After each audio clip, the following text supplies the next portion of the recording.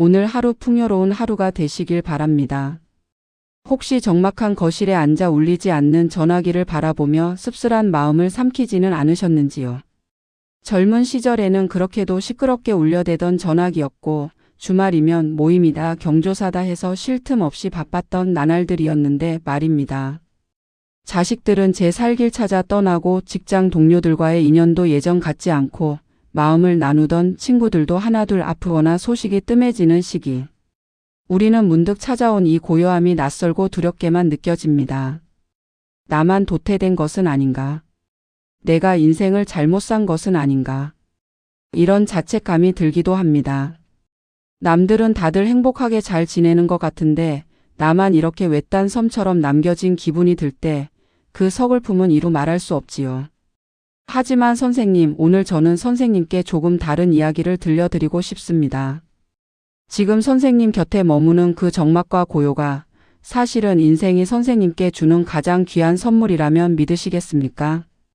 오늘은 염세주의 철학자로 알려져 있지만 누구보다 인간의 행복과 고통에 대해 깊이 탐구했던 아르투어 쇼펜하우어의 이야기를 빌려 우리가 왜 나이 들수록 혼자가 되어야 하는지, 그리고 혼자일 때 비로소 얼마나 자유롭고 품격 있게 행복해질 수 있는지에 대해 깊은 대화를 나누어 보고자 합니다. 우리는 평생을 관계 속에 파묻혀 살았습니다. 학창 시절에는 친구 무리에 끼지 못할까 봐 전전긍긍했고 사회에 나와서는 조직에 적응하기 위해 간과 쓸개를 다 내놓는 신용을 하며 살았습니다. 결혼해서는 배우자와 자식 뒷바라지에 내 이름 석자는 잊은 채 누군가의 아빠, 누군가의 엄마로만 살아왔습니다. 쇼펜하우어는 이런 인간의 삶을 보며 이렇게 말했습니다. 인간은 고슴도치와 같다. 추운 겨울날 고슴도치들은 얼어 죽지 않으려고 서로에게 몸을 밀착합니다. 하지만 너무 가까이 다가가면 서로의 가시에 찔려 피를 흘리게 되고 아파서 멀어지면 다시 추위에 떨게 됩니다. 우리는 평생 이 딜레마 속에서 살았습니다. 외로움이 싫어 사람을 만나면 그 사람 때문에 상처받고 상처가 싫어 혼자가 되면 다시 외로움에 몸서리치는 과정의 연속이었지요. 60년 세월이 가르쳐준 진실. 선생님께서 지난 60년, 70년의 세월 동안 겪으신 인간관계도 아마 이와 다르지 않았을 것입니다. 믿었던 사람에게 배신당하고 내 마음 같지 않은 자식에게 섭섭함을 느끼고 겉으로는 웃지만 속으로는 나를 시기 질투하는 지인들에게 지치셨을 겁니다. 제가 상담했던 한 어르신의 이야기가 생각납니다. 70대 중반의 김 선생님이셨는데 젊은 시절 승승장구하던 기업 임원 출신이셨죠. 은퇴 후 몇 년간은 바쁘게 지냈답니다. 후배들이 찾아왔고 모임도 많았고 골프도 다녔습니다. 그런데 어느 순간부터 사람들의 연락이 뜸해졌습니다. 처음에는 섭섭했답니다. 내가 뭘 잘못했나 싶어 먼저 연락도 해보고 밥도 사고 골프도 쳤습니다. 하지만 시간이 지날수록 깨달았답니다. 그 사람들이 만나고 싶었던 건 나라는 사람이 아니라 내가 가진 권력과 인맥이었구나. 그분은 그때 느꼈던 배신감과 허무함을 이렇게 표현하셨습니다. 선생님 있잖아요. 그때 알았어요. 인간관계라는 게 참 더럽다는 걸. 아니 더럽다기보다는 원래 그런 거더라고요. 이용 가치가 있을 때만 만나고 없으면 떠나고. 근데 있잖아요. 신기한 게 뭔지 아세요? 지금은 그게 전혀 섭섭하지 않아요. 오히려 후련해요. 이제 더 이상 누굴 만나기 위해 옷을 차려입고 나가지 않아도 되니까요. 우리가 늙어서 외로운 것이 아니라 사실 인간관계라는 것 자체가 원래 그토록 피곤하고 고단한 것입니다. 젊을 때는 에너지가 넘쳐서 그 피로를 견뎠을 뿐 이제는 그 무의미한 감정 노동을 내려놓을 때가 된 것이지요. 쇼펜하우어는 말합니다. 인간의 사교성은 대개 그 사람의 지적 빈곤함에 반비례한다. 말이 조금 어렵지만 쉽게 풀자면 내면이 텅 빈 사람일수록 혼자 있는 시간을 견디지 못해 자꾸만 밖으로 나돈다는 뜻입니다. 내 안에 즐거움이 없으니 타인의 시끌벅적함에 기대어 지루함을 잊으려 하는 것이지요. 여러분 주변을 한번 돌아보십시오. 매일 같이 친구를 만나고 SNS에 올릴 사진을 찍고 어디 다녀왔다는 인증을 해야 하루를 산 것 같은 사람들이 있지 않습니까? 그들의 일상을 들여다보면 화려해 보이지만 조용히 물어보면 이렇게 답합니다. 혼자 있으면 너무 심심해서 못 견디겠어요. 이 말의 진짜 의미는 무엇일까요? 그것은 바로 나는 나 자신과 함께 있을 줄 모르는 사람입니다. 라는 고백입니다. 성숙의 증거, 고독을 즐길 줄 아는 능력. 반대로 내면이 꽉 찬 사람, 정신적으로 성숙한 사람은 굳이 남에게 기댈 필요가 없습니다. 스스로 생각하고 느끼고 사색하는 것만으로도 충분히 즐겁고 평온하기 때문입니다. 지금 선생님께서 사람 만나는 게 귀찮아지고 혼자 있고 싶다는 생각이 든다면 그것은 선생님이 늙고 병약해져서가 아닙니다. 치열했던 인생의 경험을 통해 내면의 지혜가 쌓이고 이제는 껍데기뿐인 관계보다 내면의 평화를 더 사랑할 줄 아는 높은 수준의 정신 상태에 도달했다는 증거입니다. 이것은 쇠퇴가 아니라 성숙입니다. 제가 만났던 또 다른 어르신의 이야기를 들려드리겠습니다. 65세의 박 선생님은 평생 교사로 일하셨습니다. 은퇴 후 처음 몇 년은 허전했답니다. 동료들과의 저녁 약속이 사라지고 학부모들과의 소통이 끊기고 제자들의 연락도 점점 뜸해졌습니다. 그분은 처음에는 우울했답니다. 나는 이제 아무 쓸모없는 사람이 된 건가 하는 생각에 잠도 제대로 못 이루고 억지로라도 사람들을 만나려고 애썼습니다. 그러다 어느 날 우연히 책장에서 30년 전에 사두었던 시집을 꺼내 읽었답니다. 윤동주의 시였습니다. 그 시를 읽는데 눈물이 주르륵 흘러내렸답니다. 선생님 있잖아요. 30년 전에 그 시를 읽었을 때는 그냥 좋은 시네 했거든요. 그런데 이번에 읽으니까 윤동주가 얼마나 외롭고 쓸쓸했을지 그 마음이 다 느껴지는 거예요. 그때 깨달았어요. 내가 나이 들면서 얻은 게 있구나. 이 깊이 이해 폭 이 섬세함. 그날 이후 박 선생님은 달라졌습니다. 억지로 사람을 만나지 않았습니다. 대신 매일 아침 차를 우리고 시를 읽고 일기를 쓰고 산책을 했습니다. 그리고 제게 이렇게 말씀하셨습니다.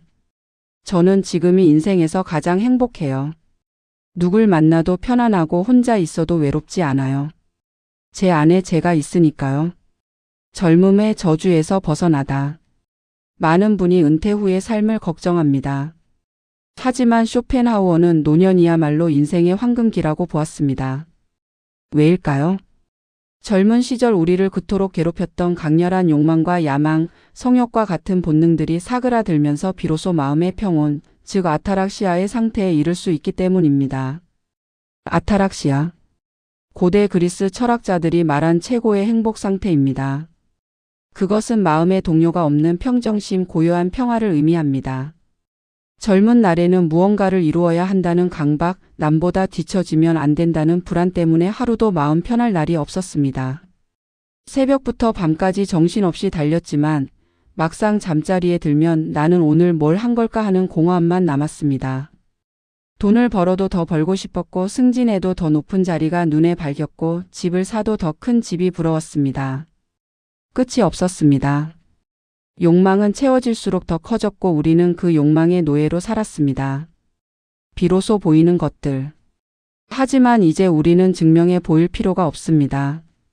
인생의 산전수전을 다 겪어낸 우리는 세상이 돌아가는 이치를 알고 무엇이 중요하고 무엇이 더섭는 것인지를 구분할 줄 아는 안목을 갖게 되었습니다. 제가 아는 한 노신사분의 이야기입니다. 그분은 젊은 시절 재벌 기업의 부사장까지 오르셨던 분입니다. 돈도 많이 벌었고 권력도 누렸고 사람들의 부러움도 한 몸에 받았습니다. 그런데 70대가 된 지금 그분이 가장 행복해하는 순간은 언제일까요? 아침 일찍 일어나 동네 뒷산을 걸으며 새소리를 듣는 그 순간입니다. 젊었을 때는 이 새소리가 들리지 않았어요. 머릿속이 온통 회의, 실적, 경쟁으로 가득 차 있었으니까요. 산에 와도 운동 삼아 빨리 걷기만 했지. 이렇게 천천히 걸으면서 나뭇잎 하나하나를 보고 바람을 느끼고 햇살을 즐길 줄 몰랐어요. 이제야 알겠어요. 행복이 뭔지. 쇼펜하우어가 말한 노년의 아타락시아가 바로 이것입니다. 욕망의 폭풍이 잠잠해지고 나서야 비로소 들리는 새소리, 비로소 보이는 꽃잎, 비로소 느껴지는 바람. 이것은 늙어서 얻는 손실이 아니라 삶이 주는 최고의 선물입니다. 그러니 선생님, 그런데 말입니다. 바로 이 지점에서 쇼펜하우어는 우리에게 놀라운 반전을 제시합니다. 우리가 그토록 두려워했던 그 혼자만의 시간이 사실은 인생에서 가장 고귀하고 자유로운 상태라는 것입니다. 그는 단호하게 말했습니다. 인간은 오직 혼자 있을 때만 온전히 그 자신일 수 있다. 고로 고독을 사랑하지 않는 자는 자유를 사랑하지 않는 자다. 생각해 보십시오. 남들 앞에서는 교양 있는 척 행복한 척 연기를 해야 했지만 방문을 닫고 혼자 있는 그 순간만큼은 누구의 눈치도 볼 필요가 없습니다. 자식들 앞에서는 든든한 부모여야 했고 친구들 앞에서는 잘 사는 척해야 했고 모임에서는 재미있는 사람이어야 했습니다. 우리는 평생 수많은 가면을 썼습니다. 하지만 혼자 있을 때는 그 가면을 모두 벗어던질 수 있습니다. 밥을 먹다가 코를 후벼도 되고 마음 내키는 대로 하루 종일 잠옷 차림으로 있어도 되고 아무 생각 없이 멍하니 창밖을 바라봐도 됩니다. 가식적인 가면을 벗어던지고 온전히 나로 돌아가는 유일한 시간, 그게 바로 고독입니다. 당당해지십시오. 그러니 이제는 외로워하지 마십시오. 오히려 당당해지셔야 합니다. 쇼펜하우어는 내면이 공허한 사람일수록 끊임없이 남을 찾지만 정신적으로 탁월하고 내면이 풍요로운 사람은 스스로 고독을 선택한다고 했습니다. 지금 선생님께서 혼자 있는 시간이 편안하게 느껴지거나 혹은 혼자만의 시간을 갖고 싶다는 생각이 든다면 그것은 선생님이 사회에서 도태된 것이 아닙니다. 오히려 60년 세월을 통해 내면의 지혜와 경험이 꽉 차올라 더 이상 남에게 기대지 않아도 될 만큼 단단한 어른이 되었다는 증거입니다. 제가 상담했던 한 할머니의 이야기가 있습니다. 72세의 정 여사님이셨는데 처음 오셨을 때는 우울증 증상이 심했습니다. 친구들이 하나둘 세상을 떠나고 자식들은 바쁘다는 핑계로 연락이 뜸하고 하루 종일 혼자 지내는 게 너무 외롭다고 하셨습니다. 그런데 몇 달간 상담을 하면서 정 여사님은 조금씩 달라지셨습니다. 어느 날 이런 말씀을 하셨습니다. 선생님, 요즘 제가 혼자 있는 게 좋아요. 처음에는 외로워서 견딜 수 없었는데 지금은 누가 찾아오면 오히려 방해받는 느낌이 들어요. 제 시간이 아까워요. 어떤 시간이요? 제가 물었습니다. 아침에 일어나서 천천히 차 마시는 시간, 창가에 앉아 햇볕 쬐면서 책 읽는 시간, 저녁에 산책하면서 생각에 잠기는 시간. 이게 다 제 시간이잖아요. 누구 눈치 안 보고 누구한테 맞출 필요 없이 그냥 저만 위하는 시간. 이게 얼마나 귀한 시간인지 이제야 알겠어요. 그날 정 여사님의 표정은 제가 처음 뵀을 때와는 완전히 달랐습니다. 생기가 돌고 눈빛이 맑아지고 무엇보다 당당해 보였습니다. 남들은 왁자지껄한 모임에서 헛된 위로를 찾을 때 홀로 산책을 하며 사색에 잠기고 좋아하는 책 한 줄에 감동하고 차 한 잔의 여유를 즐길 줄 아는 삶. 이것은 아무나 누릴 수 있는 게 아닙니다. 오직 자기 안의 우주를 발견한 사람, 진정으로 성숙한 사람만이 누릴 수 있는 특권입니다. 생각해 보십시오. 세상 대부분의 사람들은 혼자 있는 것을 두려워합니다. TV를 켜고 라디오를 틀고 전화기를 붙들고 SNS를 뒤적이면서 그 적막을 피하려 했습니다. 왜 그럴까요? 혼자 있으면 자기 자신과 마주해야 하기 때문입니다. 그 자신이 텅 비어 있다면 그 마주함은 견딜 수 없는 공포가 됩니다. 하지만 선생님은 다릅니다. 선생님의 내면에는 60년, 70년의 경험이 켜켜이 쌓여 있습니다. 기쁨과 슬픔, 성공과 실패, 사랑과 이별, 만남과 헤어짐. 이 모든 것이 선생님을 만들었고 선생님의 내면을 채웠습니다. 그러니 혼자 있어도 외롭지 않은 것입니다. 선생님 안에는 이미 수많은 기억과 지혜, 통찰이 살아 숨쉬고 있으니까요. 고독은 형벌이 아니라 선물이다. 고독은 형벌이 아니라 신이 우리 노년에게 선물한 가장 완벽한 자유입니다. 쇼펜하우어는 이렇게 말했습니다. 어리석은 자는 사교를 통해 즐거움을 찾지만 현명한 자는 고독을 통해 평화를 찾는다. 여러분, 이 말의 의미를 깊이 새기십시오. 고독은 외로움이 아닙니다. 고독은 자유입니다. 타인의 기대와 판단으로부터, 사회의 잣대와 기준으로부터, 남에게 보여주기 위한 삶으로부터 완전히 자유로워지는 것입니다. 제가 만났던 어느 노시인의 말이 생각납니다. 그분은 80대였는데 혼자 작은 집에서 사셨습니다. 자식들이 같이 살자고 했지만 정중히 거절하셨답니다. 왜 혼자 사시려고 하세요? 제가 여쭤봤습니다. 그분은 잠시 생각하시더니 이렇게 대답하셨습니다. 혼자 사는 게 아니에요. 나와 사는 거죠. 80년을 살아온 나라는 사람과 이제야 제대로 만나서 사는 겁니다. 평생 남들 챙기느라 정작 나는 제대로 돌보지 못했거든요. 이제라도 나를 알아가고 나를 사랑하고 나를 위해 사는 시간을 갖고 싶어요. 그게 이기적인 건가요? 아니요, 그건 제가 누릴 마땅한 권리예요. 저는 그 말씀을 듣고 감동했습니다. 그분은 고독을 외로움으로 보지 않고 자기 자신과의 만남으로 보셨던 것입니다. 그렇다면 이 귀한 고독의 시간을 어떻게 보내야 할까요? 쇼펜하우어는 끊임없는 독서와 사색 그리고 예술을 즐기라고 권했습니다. 하지만 거창한 것이 아닙니다.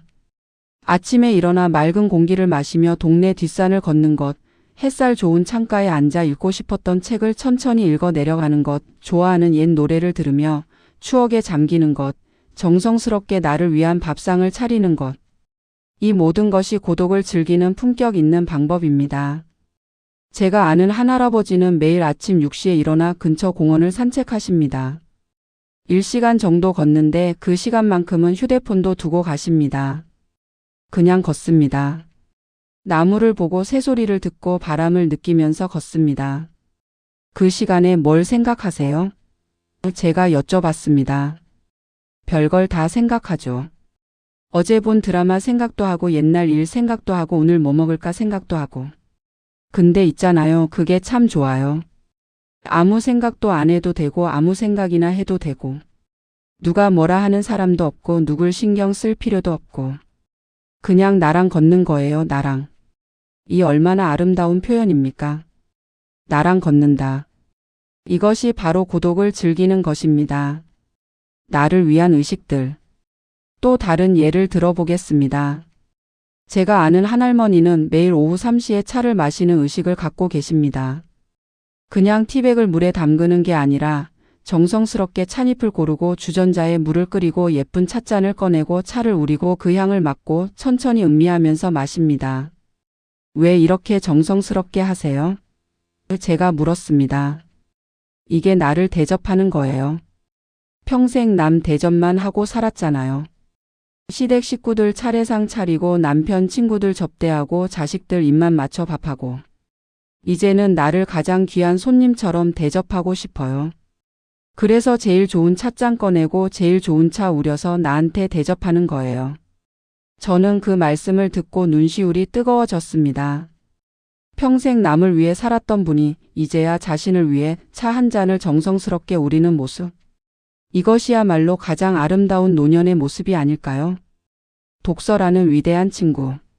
쇼펜하우어는 특히 독서를 강조했습니다. 그는 이렇게 말했습니다.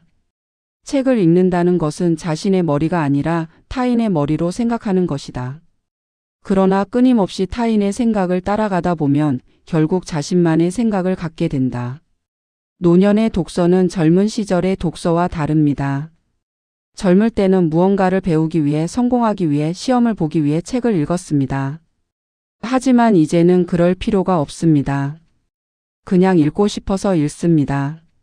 한 줄이 마음에 와닿으면 한참을 멈춰서 그 의미를 음미합니다. 눈물이 나면 울고 웃음이 나면 웃습니다. 누가 보는 것도 아니니까요. 제가 아는 한 할아버지는 70대에 시작한 독서가 인생을 바꿨다고 하십니다. 젊은 시절에는 책을 읽을 시간도 없었고 읽어도 이해가 안 됐답니다. 하지만 70대가 되어 읽으니 모든 문장이 가슴에 와닿았답니다. 톨스토이의 사람은 무엇으로 사는가를 읽는데 눈물이 주르륵 흘러내렸어요. 30대에 읽었으면 아 그렇구나 하고 말았을 텐데 70대에 읽으니 톨스토이가 하고 싶었던 말이 다 이해가 되더라고요. 사랑이 뭔지 삶이 뭔지 행복이 뭔지 살아보니까 알겠더라고요. 이것이 노년의 독서입니다. 지식을 쌓기 위한 독서가 아니라 자신의 삶을 되돌아보고 의미를 찾는 독서. 이런 독서는 고독한 시간을 가장 풍요롭게 만들어줍니다. 예술과 음악 영혼의 위안. 쇼펜하우어는 특히 음악을 사랑했습니다. 그는 음악이야말로 우리 영혼에 직접 말을 거는 예술이라고 했습니다. 좋아하는 음악을 들으십시오. 옛날 라디오에서 흘러나오던 그 노래, 젊은 시절 사랑하던 사람과 함께 들었던 그 노래, 아이들이 어렸을 때 불러주던 자장가. 음악은 우리를 과거로 데려갑니다. 그리고 그 과거는 더 이상 아픈 것이 아니라 따뜻한 추억이 됩니다. 한 할머니는 매일 저녁 식사 후 음악을 듣는 시간을 갖는다고 하셨습니다. 돌아가신 남편이 좋아하던 트로트를 틀어놓고 혼자 춤을 추기도 하신답니다. 남편이 살아있을 때는 창피해서 못 췄는데 이제는 마음껏 춰요. 혼자니까 누가 뭐래요. 음악에 맞춰 몸을 흔들면 기분이 좋아져요.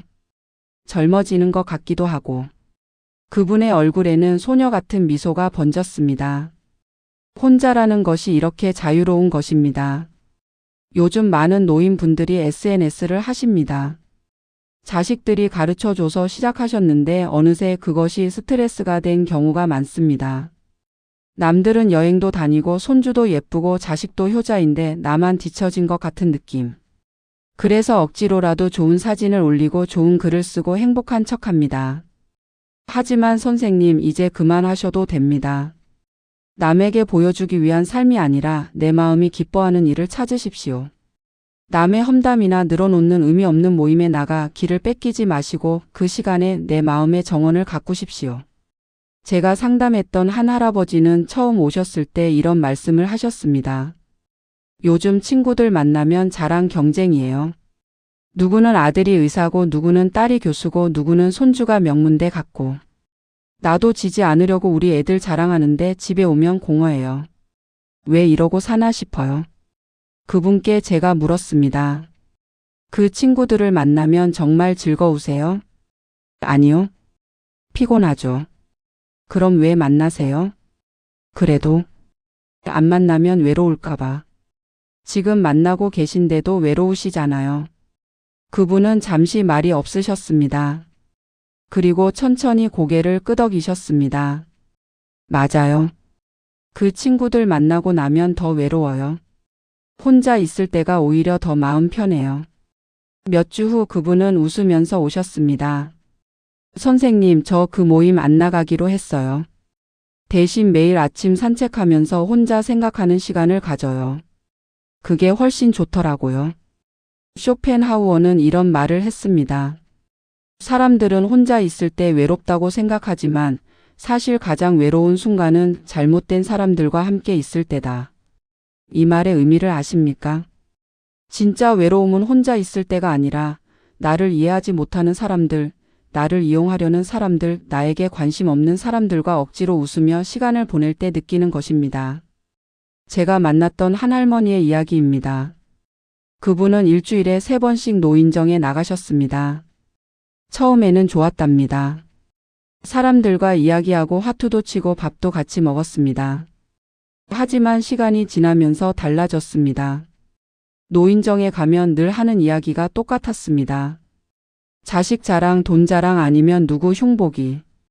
그분은 점점 피곤해졌습니다. 처음에는 집에 혼자 있기 외로워서 나갔는데 막상 가보니 더 외로워요. 저 사람들이랑 정말 마음을 나눌 수 있는 이야기는 하나도 없어요. 그냥 시간 때우기예요. 그분은 결국 노인정 가기를 그만두셨습니다. 그리고 집에서 혼자 책을 읽고 음악을 듣고 일기를 쓰기 시작했습니다. 이상하게도 집에서 혼자 있는데 외롭지 않아요. 오히려 노인정에 있을 때보다 마음이 편해요. 진짜 외로움은 혼자 있을 때가 아니라 나를 이해 못하는 사람들과 억지로 어울릴 때더라고요. 이것이 쇼펜하우어가 말한 진실입니다. 질 낮은 관계보다 품격 있는 고독이 낫다. 많은 사람들이 착각합니다. 혼자 있으면 외롭고 사람들과 함께 있으면 외롭지 않을 거라고. 하지만 현실은 다릅니다. 의미 없는 대화, 가식적인 웃음, 속으로는 서로를 시기하고 질투하면서 겉으로는 친한 척하는 관계. 이런 관계 속에서 느끼는 공허함과 외로움이 혼자 있을 때보다 훨씬 더 깊고 쓰립니다. 쇼펜하우어는 단호하게 말합니다. 질 낮은 관계보다 품격 있는 고독이 100배 낫다고. 선생님, 이제 무리해서 사람들을 만날 필요가 없습니다. 만나고 나서 기운 빠지고 허전한 사람들, 만나기 전부터 피곤한 사람들과는 과감히 거리를 두십시오. 대신 정말 마음이 통하는 한두 사람과 깊은 대화를 나누는 것이 훨씬 더 가치 있습니다. 아니, 그런 사람이 없다면 혼자 있는 것이 더 낫습니다. 쇼펜하우어의 철학에서 가장 중요한 메시지는 바로 이것입니다. 인생에서 가장 중요한 관계는 자기 자신과의 관계다. 우리는 평생 남들과의 관계에만 신경 썼습니다. 부모와의 관계, 배우자와의 관계, 자식과의 관계, 친구와의 관계, 직장 동료와의 관계. 하지만 정작 가장 중요한 관계, 즉 나 자신과의 관계는 소홀히 했습니다. 나는 나를 얼마나 아는가? 나는 무엇을 좋아하는가? 나는 무엇을 할 때 행복한가? 나는 어떤 사람인가? 나는 어떻게 살고 싶은가? 이런 질문들에 제대로 답할 수 있는 사람이 얼마나 될까요? 60년 만에 만나는 나. 제가 아는 한 할아버지는 은퇴 후 처음으로 일기를 쓰기 시작하셨습니다. 평생 일기를 써본 적이 없었는데 어느 날 문득 쓰고 싶어졌답니다. 처음에는 뭘 쓸지 몰라서 그냥 오늘 날씨 좋았다 이런 거 썼어요. 그런데 매일 쓰다 보니 점점 깊어지더라고요. 오늘 내가 무슨 생각을 했는지, 무엇이 기뻤는지, 무엇이 슬펐는지. 그러다 보니 내가 보이기 시작하더라고요. 어떤 모습이 보이셨어요? 제가 물었습니다. 평생 내가 원하는 걸 하지 못하고 산 사람. 항상 누군가를 위해, 뭔가를 위해 살았지 정작 나를 위해 산 적은 없더라고요.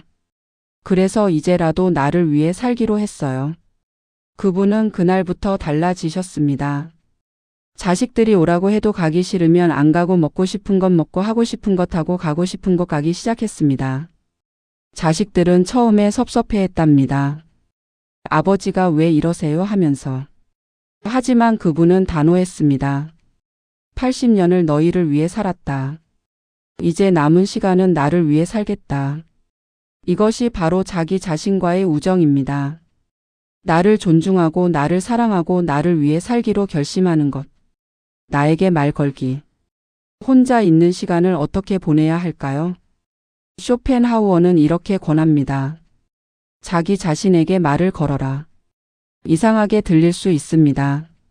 하지만 정말 중요한 방법입니다. 아침에 일어나서 거울을 보며 오늘 기분이 어때? 하고 물어보십시오. 산책하면서 나는 지금 무슨 생각을 하고 있지?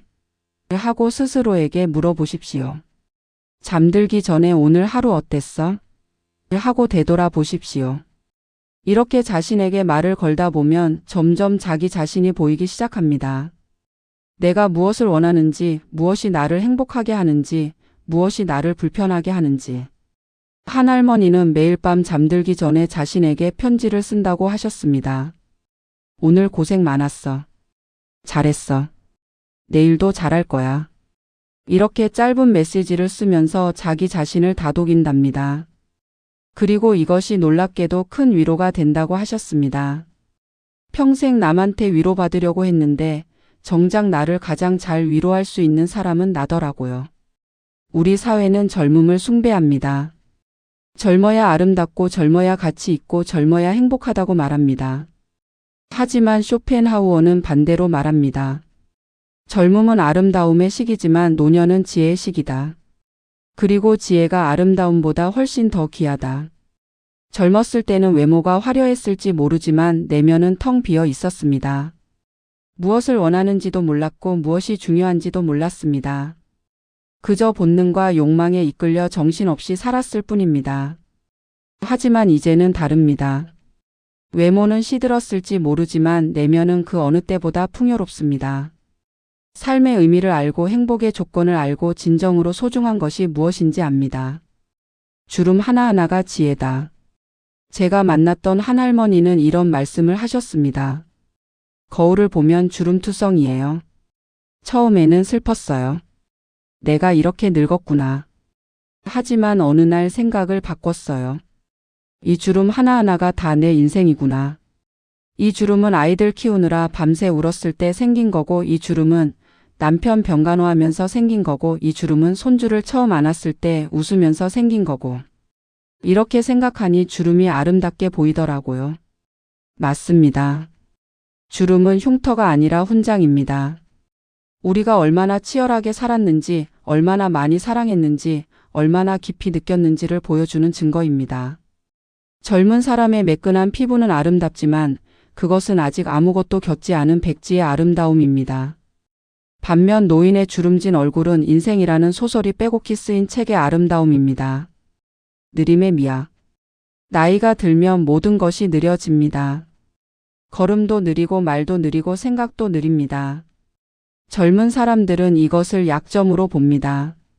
하지만 쇼펜하우어는 이것이야말로 노년의 축복이라고 했습니다. 빠르게 살면 놓치는 것이 많습니다. 풍경도 놓치고 감정도 놓치고 의미도 놓칩니다. 하지만 천천히 살면 모든 것이 보입니다. 천천히 걸으면 길가에 들꽃이 보입니다. 천천히 먹으면 음식의 맛이 느껴집니다. 천천히 생각하면 삶의 의미가 깨달아집니다. 한 할아버지는 이렇게 말씀하셨습니다. 젊었을 때는 100m를 10초에 뛰었어요. 자랑스러웠죠. 하지만 지금은 100m를 10분에 걸어요. 그런데 있잖아요. 10분 동안 걸으면서 본 것이 10초 동안 뛰면서 본 것보다 100배는 더 많아요. 나무도 보이고 구름도 보이고 새소리도 들리고. 느리다는 게 약점이 아니라 선물이더라고요. 쇼펜하우어는 죽음에 대해서도 독특한 견해를 가지고 있었습니다. 그는 죽음을 끝이 아니라 원래 상태로의 복귀라고 봤습니다. 우리는 태어나기 전에는 존재하지 않았습니다. 그리고 그때 우리는 고통도 두려움도 걱정도 없었습니다. 죽음은 바로 그 상태로 돌아가는 것입니다. 그러니 무엇이 두려울까요? 오히려 삶이 고통의 연속이라면 죽음은 모든 고통으로부터의 해방입니다. 잘 산 삶, 평온한 죽음. 하지만 중요한 것이 있습니다. 죽음 앞에서 평온하려면 삶을 잘 살아야 한다는 것입니다. 후회 없이 살았다면, 최선을 다해 살았다면, 사랑하는 사람들에게 사랑을 표현했다면, 하고 싶었던 것을 했다면 죽음 앞에서도 평온할 수 있습니다. 반대로 하고 싶었던 것을 하지 못하고 사랑을 표현하지 못하고 남의 눈치만 보며 살았다면 죽음 앞에서 후회와 미련이 남을 것입니다. 그래서 쇼펜하우어는 말합니다. 지금부터라도 자기 자신을 위해 살라고. 남은 시간이 얼마나 될지 모릅니다. 10년일 수도 20년일 수도 30년일 수도 있습니다. 하지만 중요한 것은 시간의 길이가 아니라 질입니다. 한 달을 살아도 매일 행복하고 의미 있게 산다면 그것이 10년보다 가치 있습니다. 반대로 10년을 살아도 매일 불행하고 억지로 산다면 그것은 하루만도 못합니다. 마지막 선물. 제가 아는 한 할아버지가 돌아가시기 한 달 전에 하신 말씀이 있습니다. 그분은 90세셨는데 병원에 입원해 계셨습니다. 자식들은 걱정했지만 그분은 오히려 평온해 보이셨습니다. 제가 문병을 갔을 때 그분이 말씀하셨습니다. 선생님, 나 이제 곧 갈 것 같아요. 근데 있잖아요. 전혀 무섭지 않아요. 오히려 편안해요. 내가 살 만큼 살았고 할 만큼 했고 사랑할 만큼 사랑했으니까. 후회는 없어요. 한 가지 후회가 있다면 진작 이렇게 평온하게 살 걸 그랬어요. 마지막 10년이 가장 행복했거든요. 왜 마지막 10년이 가장 행복하셨어요? 제가 물었습니다. 혼자 있는 시간이 많았거든요. 처음에는 외로웠는데 점점 좋아지더라고요. 나랑 친해지는 시간이었어요. 90년을 살면서 나를 제대로 알게 된 게 마지막 10년이에요. 이게 신이 주신 마지막 선물이더라고요. 그분은 한 달 후 평온하게 돌아가셨습니다. 자식들은 슬펐지만 그분의 얼굴은 평화로웠답니다. 선생님, 이제 실천의 시간입니다. 고독을 즐기는 것도 연습이 필요합니다. 평생 사람들과 어울려 살았는데 갑자기 혼자 있으라고 하면 어색할 수밖에 없습니다. 하지만 걱정하지 마십시오. 천천히 작은 것부터 시작하면 됩니다.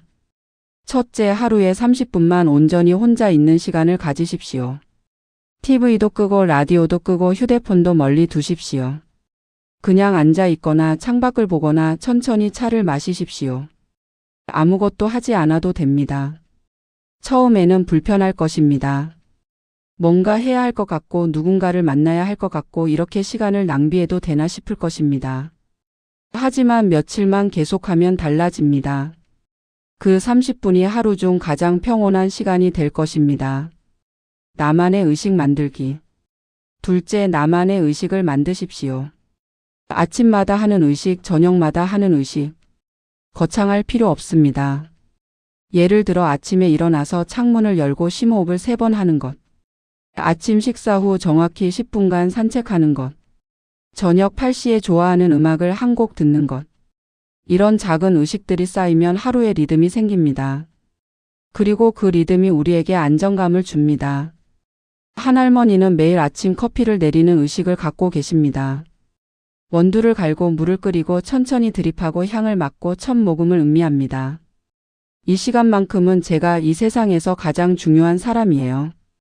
제가 저를 위해 정성스럽게 커피를 내리는 거예요. 이게 얼마나 행복한지 몰라요. 일기 쓰기의 힘. 셋째, 일기를 쓰십시오.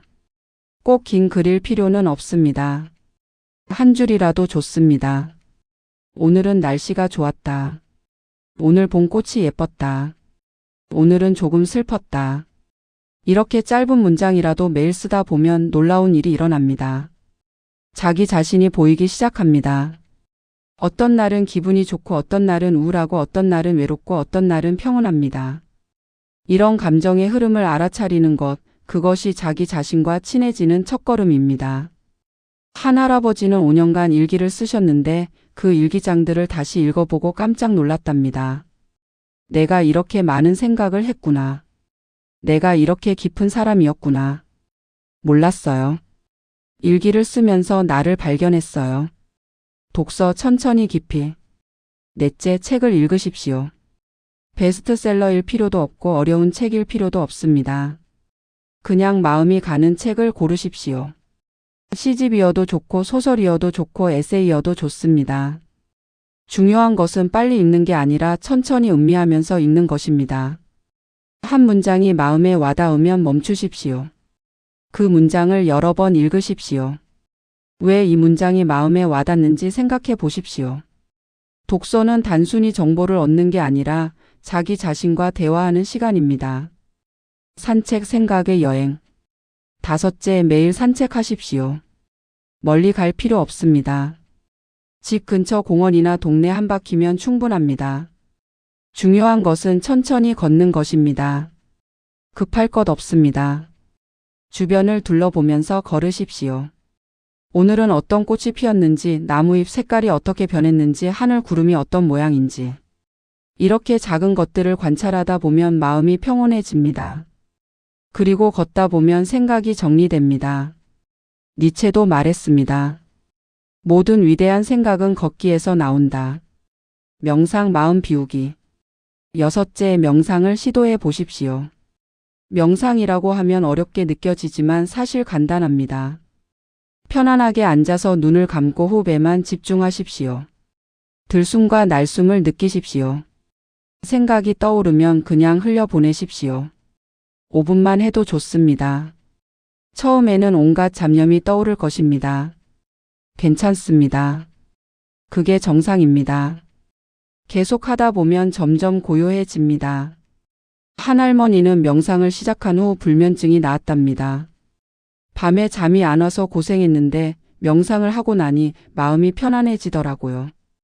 이제는 눈을 감으면 금방 잠들어요. 많은 어르신들이 자식들에게 미안해합니다. 내가 자식들에게 짐이 되는 건 아닐까? 자주 연락하면 귀찮아하는 거 아닐까? 나 때문에 자식들이 불편한 거 아닐까?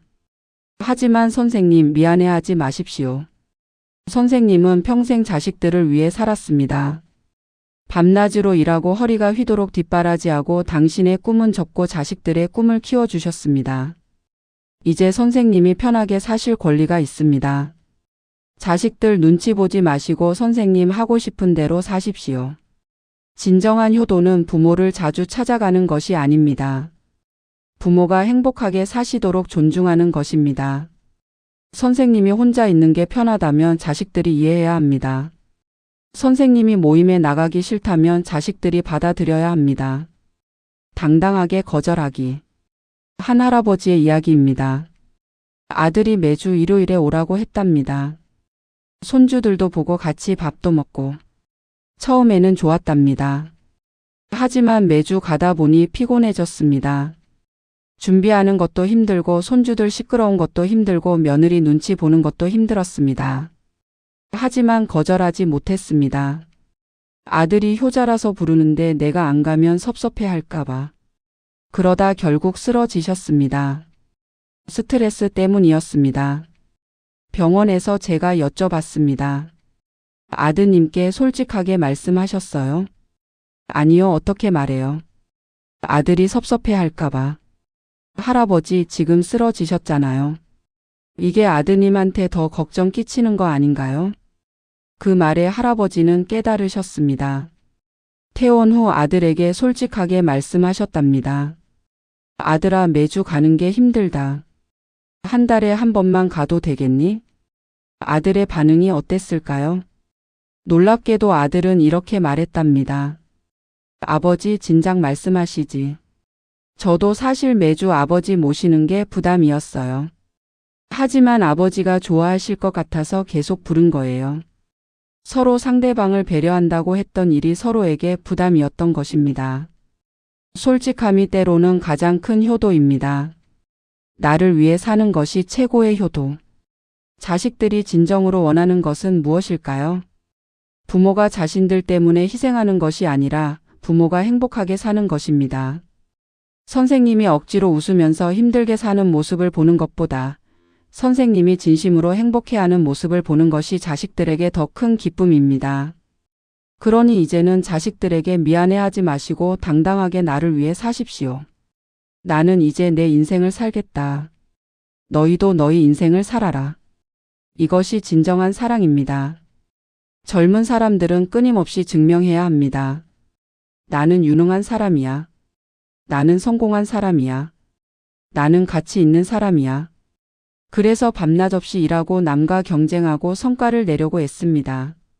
쉬는 것조차 죄책감이 듭니다. 하지만 우리는 더 이상 증명할 필요가 없습니다. 이미 60년, 70년을 살았습니다. 일도 했고 가정도 꾸렸고 자식도 키웠습니다. 인생의 시험은 이미 다 치렀습니다. 이제는 아무것도 하지 않아도 됩니다. 그냥 존재하는 것만으로도 충분합니다. 늙는다는 것의 가장 큰 특권은 바로 이것입니다. 더 이상 뭔가를 해야 한다는 강박에서 자유로워지는 것. 실패해도 괜찮다. 젊은 사람들은 실패를 두려워합니다. 한 번의 실패가 인생을 좌우할 수 있으니까요. 하지만 우리는 다릅니다. 이미 많이 실패해 봤습니다. 그리고 실패해도 인생은 계속된다는 것을 압니다. 그래서 새로운 것을 시도하는 것도 두렵지 않습니다. 70대에 그림을 시작해도 되고 80대에 악기를 배워도 되고 90대에 시를 쓰기 시작해도 됩니다. 잘하든 못하든 상관없습니다. 중요한 것은 즐기는 것입니다. 한 할아버지는 75세에 우쿨렐레를 배우기 시작하셨습니다. 손가락이 뻣뻣해서 코드 잡기도 힘들었지만 매일 조금씩 연습했습니다. 잘 치려고 배우는 게 아니에요. 그냥 좋아서 하는 거예요. 남 앞에서 연주할 것도 아니고 그냥 혼자 집에서 치면서 즐기는 거죠. 이것이 늙음의 자유입니다. 남의 평가 따위 신경 쓰지 않고 순수하게 즐기는 것. 완벽하지 않아도 된다. 젊은 사람들은 완벽해야 한다는 강박이 있습니다. SNS에 올릴 사진도 완벽해야 하고 남에게 보여줄 모습도 완벽해야 합니다. 하지만 우리는 완벽하지 않아도 됩니다. 아니, 완벽하지 않은 것이 더 아름답습니다. 집이 조금 어질러져 있어도 괜찮습니다. 옷이 구겨져 있어도 괜찮습니다. 머리가 헝클어져 있어도 괜찮습니다. 이 모든 불완전함이 우리가 살아있다는 증거입니다. 한 할머니는 이렇게 말씀하셨습니다. 젊었을 때는 집이 완벽하게 정돈되어 있어야 했어요. 손님이 올까봐, 남편이 뭐라 할까봐. 하지만 이제는 상관없어요. 책상 위에 책이 쌓여 있고 소파에 옷이 걸쳐져 있어도 괜찮아요. 이게 내 집이고 내 공간이니까요. 쇼펜하우어의 철학에서 가장 중요한 통찰은 이것입니다. 행복은 무언가를 소유하는 데서 오는 것이 아니라 고통의 부재에서 온다. 우리는 평생 무언가를 얻으려고 애썼습니다. 돈, 명예, 인정, 사랑. 이것들을 얻으면 행복할 거라고 믿었습니다. 하지만 막상 얻고 나면 공허했습니다. 왜일까요? 진정한 행복은 무언가를 가지는 데서 오는 것이 아니라 욕망과 고통이 없는 상태에서 오기 때문입니다. 젊었을 때는 욕망이 끊임없이 우리를 괴롭혔습니다. 더 많이 갖고 싶고 더 높이 올라가고 싶고 더 인정받고 싶었습니다. 이 욕망이 우리를 불행하게 만들었습니다. 하지만 이제 우리는 그 욕망에서 자유로워졌습니다. 더 이상 무언가를 간절히 원하지 않습니다. 그래서 평온합니다. 이것이 쇼펜하우어가 말한 노년의 행복입니다. 욕망의 부재가 가져다 주는 평화. 인생의 의미는 고통을 견디는 데 있다. 쇼펜하우어는 또한 이렇게 말했습니다. 인생은 고통이다. 하지만 그 고통을 견디고 나면 지혜가 온다. 우리는 많은 고통을 겪었습니다. 이별의 고통, 실패의 고통, 배신의 고통, 병의 고통, 상실의 고통. 젊었을 때는 이 고통들이 견딜 수 없었습니다. 왜 나만 이렇게 힘들까 하면서 원망했습니다. 하지만 이제는 압니다. 고통이 없는 삶은 없다는 것을. 모두가 각자의 고통을 안고 산다는 것을. 그리고 그 고통을 통해 우리는 성장한다는 것을. 고통은 저주가 아니라 선물이었습니다. 그 고통이 우리를 지금의 우리로 만들었으니까요. 노년의 임무. 쇼펜하우어는 노년의 임무에 대해 이렇게 말했습니다. 노년의 임무는 새로운 것을 얻는 것이 아니라 가진 것의 의미를 깨닫는 것이다. 우리는 이미 충분히 가지고 있습니다. 수십 년의 경험, 수많은 기억, 깊은 지혜. 이제 할 일은 그것들의 의미를 되새기는 것입니다. 내가 살아온 인생은 어떤 의미였을까? 내가 사랑한 사람들은 나에게 무엇이었을까? 내가 겪은 고통은 무엇을 가르쳐 주었을까? 이런 질문들에 답하면서 우리는 인생의 큰 그림을 보게 됩니다. 그리고 모든 것이 의미 있었다는 것을 깨닫게 됩니다. 한 할아버지는 이렇게 말씀하셨습니다. 젊었을 때는 왜 나한테 이런 일이? 라고 원망했어요. 하지만 이제 뒤돌아보니 그 모든 일이 필요했더라고요. 그 힘든 일들이 나를 단단하게 만들었어요. 후회는 없어요. 에필로그. 오늘 밤 고독을 껴안으세요. 당신은 혼자가 아닙니다. 선생님, 긴 이야기를 들어주셔서 감사합니다.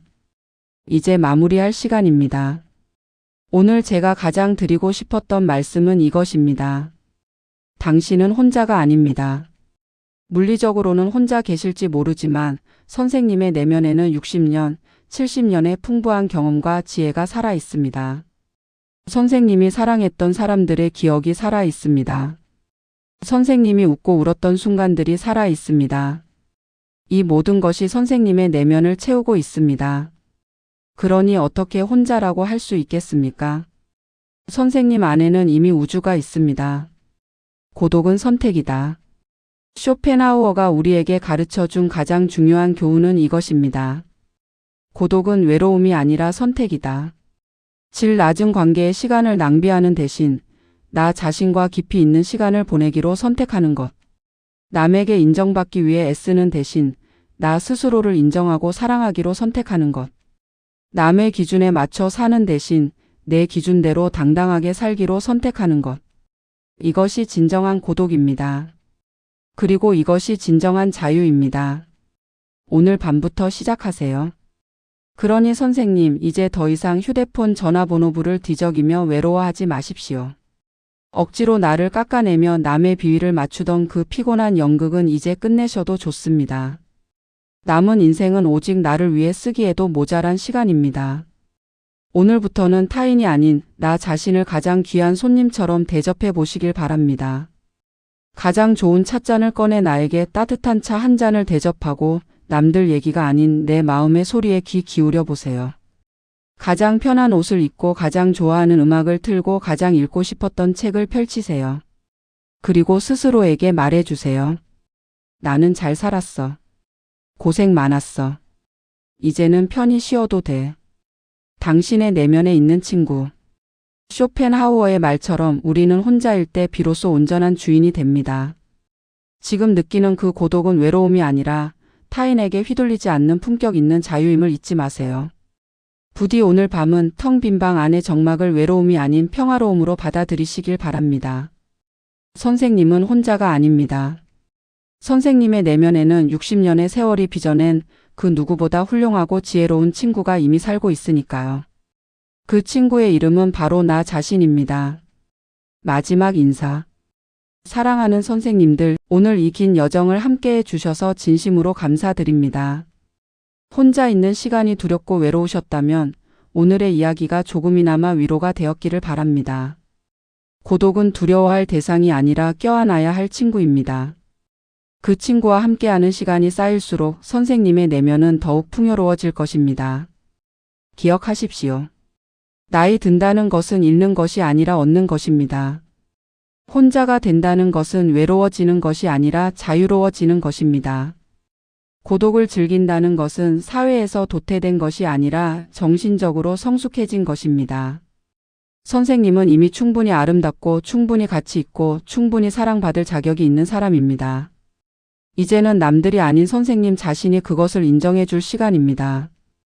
오늘 영상이 선생님의 홀로 쏘기에 든든한 용기가 되었기를 바랍니다. 나다움을 되찾고 혼자서도 단단하게 행복해지는 법. 앞으로도 저와 함께 그 지혜를 나누고 싶으시다면 구독과 좋아요 부탁드립니다. 여러분의 품격 있는 노후를 진심으로 응원합니다. 쇼펜하우어가 우리에게 남긴 마지막 말로 이 이야기를 마칩니다. 고독 속에서 인간은 자신이 무엇인지 발견한다. 사회 속에서 인간은 자신이 가진 것만 알 뿐이다. 선생님, 이제 자신이 무엇인지 발견할 시간입니다. 고독을 두려워하지 마시고 용기 있게 나 자신과 마주하십시오. 그 여정이 선생님을 가장 아름다운 곳으로 인도할 것입니다.